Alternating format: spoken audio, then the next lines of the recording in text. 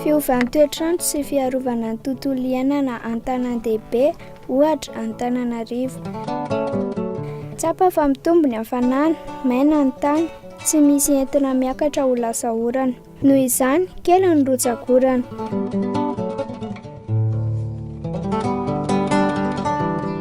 Ny tokony harovana amin'ity tontolo iainantsika ity dia ny rivotra madio. Mila harovana ny rivotra madio satria manome hery, tanjaka ary fahasalamana. Noho izany, ny tokony ahataka ny renivohitra ny orinasa manetroka satria izy ireny anisan'ny mandoto ny rivotra iainantsika.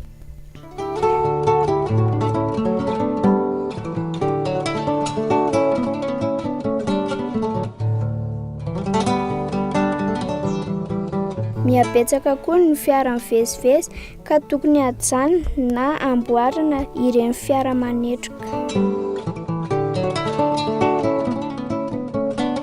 Mila mamboly hazo na voninkazo isika satria izy ireny no manampy amin'ny fahadiovan'ny rivotra.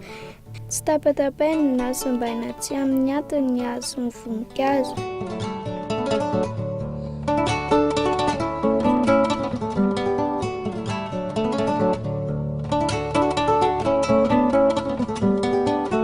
Ny trano sy ny tanàna honenana tsy manary fako eny rehetra eny an-dalana, any an-tatatra na ny an-tokotany.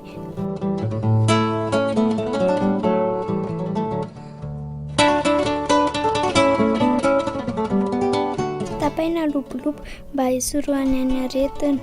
Mampiasa lavapiringa.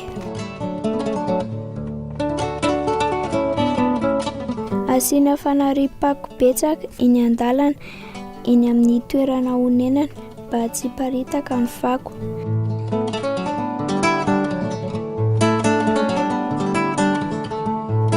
Samy manadio ny manodidina azy ny tsirairay.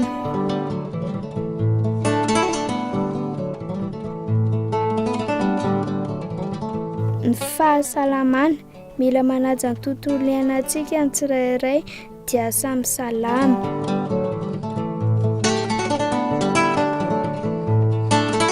Vokatry ny setroka, loto, fofona maimbo ataontsika olombelona dia maloto ny habakabaka. Mitombo ny hafanana, maina ny tany ary kely ny rotsak'orana. Noho izany, samy mandraindraika.